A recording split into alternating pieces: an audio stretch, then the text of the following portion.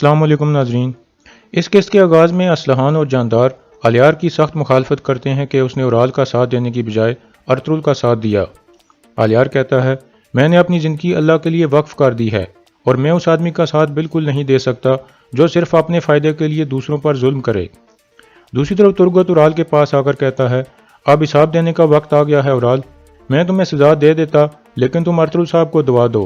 Ural कहता है, तुमने अभी तक मेरी असल ताकत नहीं देखी, तुम क्या समझते हो कि मुझे यहाँ बांध कर सब ठीक हो गया है। तुरगत कहता है, एक कुत्ता जो अपनी मौत के किनारे पर हो वो बहुत शिद्दत से भौंकता है, आप भौंकते रहो। उराल कहता है, जब मैं यहाँ से निकलूंगा तो तुम्हारा गंदा सार उतार दूंगा। ये सुनकर तुरगत गुस्से में आ जाता है, लेकिन इतने में अलियार वहाँ पहुँचता है और कहता है, वक्त आ गया है भाइयों, चलो चलें। फिर तुरगत और दुआन उसकी हाथ खोलने लगते हैं। दूसरी तरफ असलहान भी चोलपन के खेमे में आकर कहती है, वक्त आ गया है भाभी। फिर असलहान उसके हाथ बांध देती है। बाहर तुरगत उराल को खींच खींच कर ला रहा था। इस दौरान कबीले के लोग कह रहे थे, हमारे उराल साहब को छोड़ दो, ये कातिल नहीं है। जानदार भी अपने खेमे से बाहर आ जाता है। उराल और चोलपन को मरकजी खेमे के सामने लाया जाता है। इस दौरान उराल चोलपन को कहता है, ये आखिरी रात थी जो हमने एक दूसरे के बगैर गुजारी, इसके बाद मौत भी हम दोनों को जुदा नहीं रख सकेगी। चोलपन लगातार रो रही थी। इसके बाद सिपाही उन दोनों को खींचकर हनली बाजार की तरफ रवाना हो जाते हैं जहां अदालत लगाई जानी थी। दूसरी तरफ हनली बाजार में सिक्योरिटी के सख्त इंतजामात किए गए थे। अंदर हलीमा अर्तुल के पास आकर कहती है, मुझे लगता है कि कोपिक उराल को बचाने की कोशिश करेगा। अर्तुल कहता है, अब वो इंसाफ को धोखा नहीं दे सकेंगे हलीमा, उस फितनाबाज उराल का अब खात्मा होने वाला है। अगर कोपिक ने उसको बचाने की कोशिश भी की तो फिर भी इंसाफ होगा। मैंने उनके लिए एक ऐसा सरप्राइज तैयार किया है जिससे हर कोई हैरान हो जाएगा। दूसरी तरफ किले में वैसूलियस पैतरस को कहता है, आज हनली बाजार में उराल और लस्कारिस का मुकदमा चलाया जाएगा, फिर उनको सजा देने के लिए कोनिया ले जाया जाएगा। तुम रास्ते में उनके लिए जाल बिछाओगे और दोनों को पकड़कर यहाँ लाओगे। पैतरस कहता है, ठीक है जनाब, मैं अपने आदमी लेकर वहाँ पहुँच जाऊँगा। फिर पैतरस वहाँ से चला जाता है और हेलेना अंदर दाखिल होती है। वैसूलियस कहता है, मैं तुम्हारे लिए बहुत खुश हूँ, तुम्हारे बाबा के कातलों को सजा मिल जाएगी, आज उन पर मुकदमा चलाया जाएगा। हेलेना कहती है, मैं भी वहाँ जाना चाहती हूँ और उन कातिलों के चेहरों पर थूकूंगी। वैसूलियस कहता है, क्यों नहीं, ये तुम्हारा हक है। दूसरी तरफ हलीमा कहती है, मुझे याद है जब गुमस्तगिन पर मुकदमा चलाया गया था तो सादुद्दीन ने कैसे मामलात ख़राब किए थे। हैमा खातून कहती हैं, उसकी तमाम चालों के बावजूद इंसाफ हो गया था। धुंधार कहता है, हमें इस उराल पर मुकदमा चलाने की बजाय खुद ही सजा दे देनी चाहिए थी, ये इस काबिल नहीं है।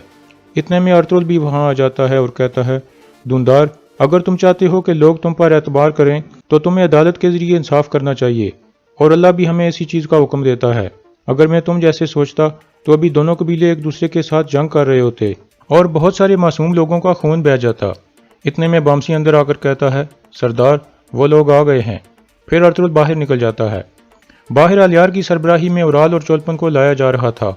चोलपन उराल को कहती है, मैंने सोचा था कि हम दोनों इकट्ठे मरेंगे, लेकिन मेरे बच्चे की वजह से शायद मुझे बाद में मारा जाएगा। उराल कहता है, ये जान लो चोलपन, मैं अपने बच्चे को यतीम नहीं होने दूंगा।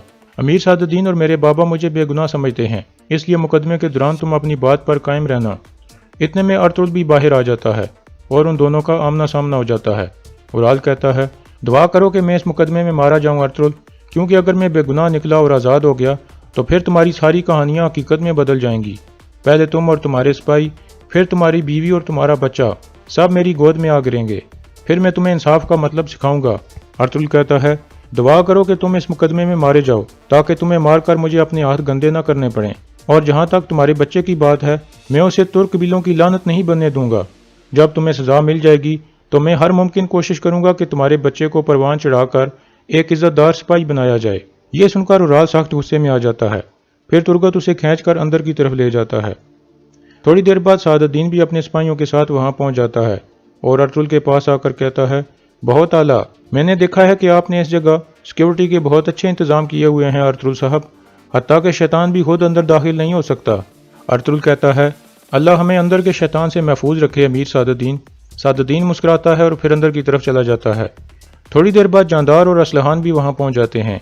जानदार अर्तुल को कहता है, मैं उस दिन पर लानत भेजता हूँ जिस दिन तुम इन ज़मीनों पर आए थे अर्तुल। तुम्हारे फितनों की वजह से मेरे कबीले में सुकून खत्म हो गया है। तुमने हमारी इज्जत को तबाह कर दिया है। इस मुकदमे का फैसला चाहे कुछ भी हो, اب سے تم میرے سب سے بڑے دشمن ہو، حتیٰ کہ کافروں سے بھی زیادہ۔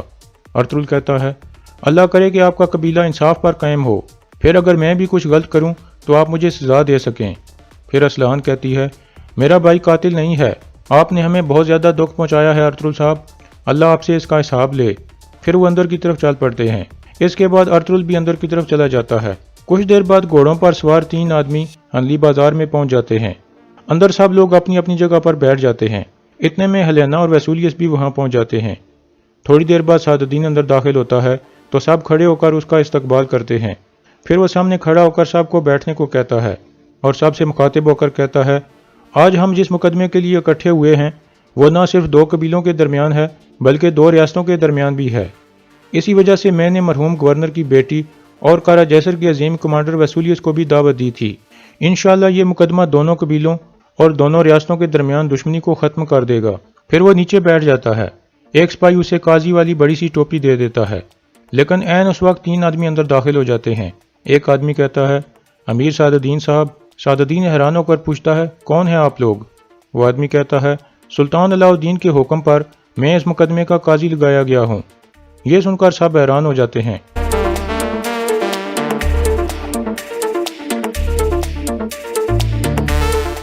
لیکن ارطغرل حکیم ارطو کی طرف دیکھ کر مسکرانے لگتا ہے۔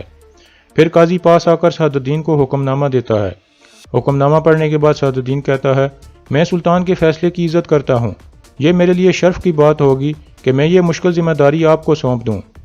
پھر وہ ٹوپی قاضی کو دے دیتا ہے اور خود اپنی ٹوپی پہن کر ایک طرف ہو جاتا ہے۔ قاضی کے آس پاس 2 آدمی بیٹھ جاتے ہیں جو اس کے ساتھ آئے تھے۔ اتنے میں ترگت لسکارس کو بھی پکڑ کر وہاں لے آتا ہے۔ ہیلینا اسے دیکھ کر غصے میں آ جاتی ہے اور کہتی ہے قاتل، لعنت ہو تمہارے اوپر۔ لسکارس کو اورال اور چولپن کے ساتھ بٹھا دیا جاتا ہے۔ پھر مقدمہ شروع ہو جاتا ہے۔ سب سے پہلے ارطغرل کہتا ہے قاضی صاحب، ثبوت کے طور پر میں یہ تیر اور کمان پیش کرنا چاہتا ہوں جو لسکارس کے خیمے سے الیار صاحب کی موجودگی میں ملے تھے۔ پھر ایک سپاہی وہ تیر کمان اٹھا کر قاضی کے سامنے رکھ دیتا ہے۔ ارطغرل کہتا ہے گورنر پر جو تیر چلایا گیا تھا وہ بھی اس میں موجود ہے۔ تینوں قاضی وہ تیر دیکھنے لگتے ہیں اور تینوں باری باری کہتے ہیں یہ تیر ایک جیسے ہیں۔ پھر قاضی لسکارس سے پوچھتا ہے ارطغرل صاحب نے جو کہا ہے کیا وہ صحیح ہے؟ لسکارس کہتا ہے یہ سب سچ ہے، میں نے گورنر کو اسی تیر کمان سے نشانہ بنایا تھا اور یہ حکم مجھے اورال نے دیا تھا۔ اورال کہتا ہے یہ جھوٹ ہے قاضی صاحب، یہ سب جھوٹ ہے۔ یہ سن کر ہیلینا کھڑی ہو جاتی ہے اور کہتی ہے قاتلو، تم لوگوں کا حساب ضرور ہوگا، لعنت ہے تم پر، تم نے میرے بابا کو مار دیا۔ یہ کہہ کر وہ روتی ہوئی باہر چلی جاتی ہے۔ بامسی بھی اٹھ کر اس کے پیچھے چلا جاتا ہے۔ پھر اورال کہتا ہے میں اور میری بیوی ان الزاموں کو مسترد کرتے ہیں۔ یہ ثبوت ثابت کرتا ہے کہ لسکارس قاتل ہے، لیکن یہ ثابت نہیں کرتا کہ میرا اس کے ساتھ کوئی لینا دینا ہے۔ قاضی کہتا ہے لسکارس کا یہ بھی کہنا ہے کہ آپ نے ارطغرل صاحب، ان کی بیوی اور بچے، حتیٰ کہ اپنی بہن اسلحان کو بھی قتل کرنے کی کوشش کی تھی، اور اس کے علاوہ ٹوکٹا مش صاحب اور آئیبوک خاتون کو آپ نے چولپن کے ساتھ مل کر قتل کیا تھا۔ کیا یہ سب جھوٹ ہیں اورال صاحب؟ اورال کہتا ہے یہ سب جھوٹ ہیں قاضی صاحب، ان سب فتنوں کے پیچھے سمن تھا جسے میں نے مار دیا تھا۔ پھر ترگت بول پڑتا ہے اور کہتا ہے قاضی صاحب، ہم سمن کو زندہ سلامت پکڑنے والے تھے تاکہ وہ سب گناہوں کا اعتراف کرے، لیکن اورال نے ہمارے روکنے کے باوجود اس کو قتل کر دیا تھا۔ یہ چاہتا تھا کہ اس کو اعتراف کرنے سے روکا جائے تاکہ اس کے گناہ سامنے نہ آ سکیں۔ پھر ارطغرل کہتا ہے 3 اور گواہ ہیں جو اس بات کو ثابت کریں گے کہ اورال نے میرے سپاہیوں کو مار دیا تھا اور قالینیں جلا ڈالی تھیں جو میں نے قسطنطنیہ کی طرف بھیجی تھیں۔ وہ گواہ یہ ہیں الیار صاحب، جاندار صاحب اور سپاہی کتلوجا۔ سب سے پہلے قاضی الیار سے پوچھتا ہے کیا ارطغرل صاحب سچ کہہ رہے ہیں؟ الیار کہتا ہے یہ سچ ہے۔ پھر قاضی کتلوجا سے پوچھتا ہے کیا یہ سچ ہے کتلوجا؟ کتلوجا بھی کہتا ہے یہ سچ ہے قاضی صاحب۔ پھر قاضی جاندار سے پوچھتا ہے آپ کیا کہتے ہیں جاندار صاحب؟ جاندار کہتا ہے میرے بیٹے نے غلطی کی تھی، یہ اپنی لالچ میں گرفتار ہو گیا تھا، لیکن دونوں قبیلوں کے درمیان دشمنی سے بچنے کے لیے میں نے ان ڈاکوؤں کو ڈھونڈ کر سب کو مار دیا تھا جنہوں نے ارطغرل صاحب کے سپاہیوں کو مارا تھا۔ ارطغرل کے سپاہیوں کا بدلہ میں نے لے لیا تھا۔ ارطغرل کہتا ہے اور آپ کا قریبی دوست ٹوکٹا بش بھی مارا گیا تھا، ان کے بارے میں کیا خیال ہے؟ کیا ان کی موت رائے گاہ چلی گئی ہے؟ جاندار کہتا ہے ارطغرل ہمیں تباہ کرنے کی کوشش کر رہا ہے، یہ میرے بیٹے کے ایک جرم کو اپنی خواہشات پوری کرنے کے لیے استعمال کر رہا ہے، یہ جھوٹ بول رہا ہے۔ قاضی کہتا ہے بہت ہو گیا، آپ اس طرح ہنگامہ کر کے انصاف حاصل نہیں کر سکتے جاندار صاحب۔ پھر قاضی کتلوجا سے پوچھتا ہے آپ بتاؤ کہ آئیبوک کی موت آپ نے کیسے دیکھی؟ کتلوجا کہتا ہے ٹوکٹا میں صاحب کی موت کے فوراً بعد وہ غائب ہو گئی تھی۔ پھر وہ دوبارہ واپس آئی تو مجھے اس کی حرکتیں مشکوک لگ رہی تھیں۔ میں نے اس سے بات کی اور اسے اس کے جرم کے بارے میں بتایا۔ اس نے لازمی اس بارے میں چولپن خاتون کو بتایا ہوگا کہ مجھے اس پر شک ہو گیا ہے اور اسی وجہ سے وہ ماری گئی۔ پھر الیار کہتا ہے، قتلوجہ نے جب مجھے اس بارے میں بتایا تو میں ایبوک کے خیمے میں چلا گیا۔ اس کو سانس بند کر کے مارا گیا تھا قاضی صاحب۔ اس کے سر کے پیچھے چوٹ کا ایک نشان تھا اور اس کے منہ کے اندر سے بکری کا ایک بال نکلا تھا جو تکیے سے اترا تھا۔ اس کے علاوہ اس کا جسم جامنی رنگ کا ہو گیا تھا، جو تب ہوتا ہے جب کسی کا سانس بند کر کے مارا جائے۔ یہی حقیقت ہے قاضی حضرت۔ اور یہاں اس کیس کا اختتام ہو جاتا ہے۔